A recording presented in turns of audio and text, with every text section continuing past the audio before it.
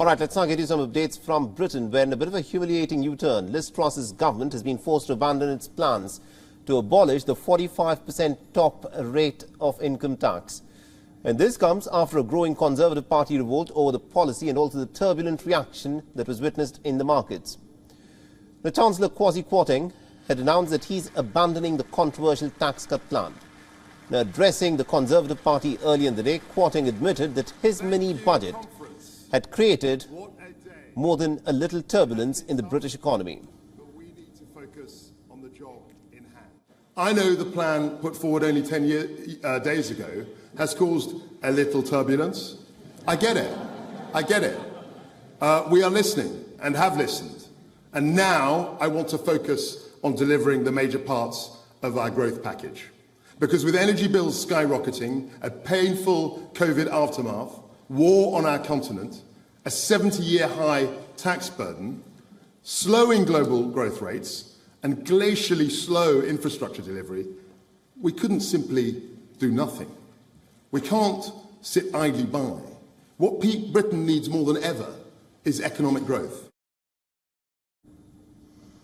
The plan had triggered a series of problems for the Liz Truss government, starting with a crisis of investor confidence in the government and also the plummeting value of the pound. The move, of course, jolted the global markets to such an extent that the Bank of England had to step in with a $73 billion program to shore up the markets. But the British Prime Minister Liz Truss has also admitted some errors in the way her government has communicated its financial policy in terms of the economic package that had been presented by her government. The policy has received criticism from inside the Conservative Party as well, with many members of Parliament threatening to not vote for these measures.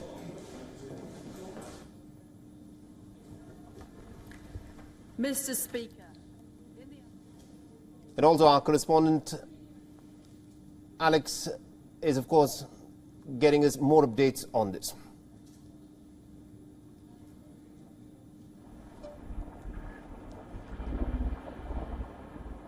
And our correspondent Alex Isat is in fact joining us live from Britain on this broadcast. Alex, thank you very much indeed for joining us in this broadcast. Now, this of course is a huge bit of a U-turn by the Liz Truss administration, because the mini-budget that was announced by Kwasi Kwarteng resulted in a huge bit of a meltdown of the British pound sterling. How is this likely to in fact impact the Liz Truss government? Yes, you're absolutely right there. The sterling did drop to an unprecedented low amount when the mini budget first came out, and it has recovered slightly. It recovered a lot more earlier today when the 45p tax had that U-turn, but it has dropped again now. Obviously, it's hearing what Kwasi Kwarteng, the Chancellor, has said at the conference in Birmingham, and how he just brushed it off and laughed off that what a day he'd had. He didn't actually comment at all about what the turbulence meant for the economy. We have been struggling with mortgages, with finance. The Bank of England had to step in and pay off some of those gilts. There was a lot of problems, and he didn't really say anything about it. We were expecting a lot more from that speech that he spoke about today. He went straight in there and talked about the slow decline of the economic growth over the past couple of years. And there he was talking about his own party, some of those proposals he had voted for. So blaming it on Rishi Sunak and all of the policies that he had implemented does seem quite unfair when the Chancellor now has actually voted for those changes himself. So looking at what he actually said, but what he didn't say is actually more important. We did hear at the end this few of the rousing cheers, mostly from the front row, where some of the backbenchers themselves remained stony-faced. They wanted to have those questions answered. Where is the money coming from? Is it really going to be fiscally beneficial to the country, not just now, but in the long term? And is the Chancellor sticking to his budget? We already know that billions of pounds will be borrowed. What's going to happen 18 months down the line? What do we expect?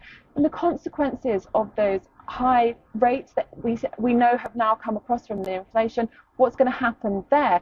Talking about the growth of the economy through house building, making sure everyone can get on the market, well, that's all great, and it's brilliant that people are potentially in the future going to be able to buy their house, that they're going to see tax cuts. But what we really want to know, those questions that he didn't answer today, is exactly, what is going to happen. That little turbulence that he suggested is a big deal, and it showed a whole market economy. It really shook them, the fact that the pound dropped so low. So the whole country, not just the country, but also the markets are going to be asking, is this a government to be trusted? They flip-flopped so quickly, and they are talking about a lot of growth, while also going back and saying, well, the government had done this and done this, and it hasn't worked. But they were part of that government. They have a lot to go forward to see exactly what's going to happen. And it'll be interesting to listen to the rest of the conference as it continues. Absolutely indeed, Alex. Now, the big issue that the Liz Truss government has in front of it is to firstly convince its own party members, because the Tory party members themselves are not convinced with the measures that Kwasi Kwarteng seems to be announcing. Yeah, absolutely. They seem to be the reason why this U-turn was pushed through in the first place. We did hear from Grant Shapps yesterday, before we heard this morning that the U-turn was going to be in place. Seems to be a lot of infighting, and that was quite prevalent during the hustings as well. There was clearly the Rishi Sunak versus Liz Truss party backbenchers, and all of those who backed Truss have got party places, whereas those who backed Sunak aren't no longer in the front bench at all.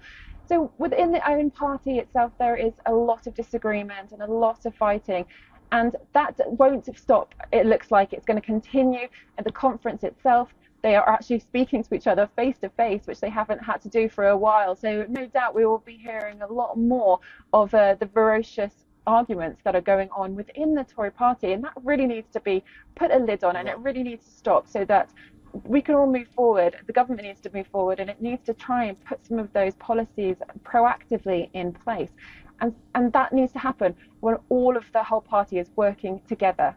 I think that's of course a crucial thing that we'll be looking forward to. Thank you very much indeed, Alex Azad, for joining us from London and getting us all those updates there. WION is now available in your country. Download the app now and get all the news on the move.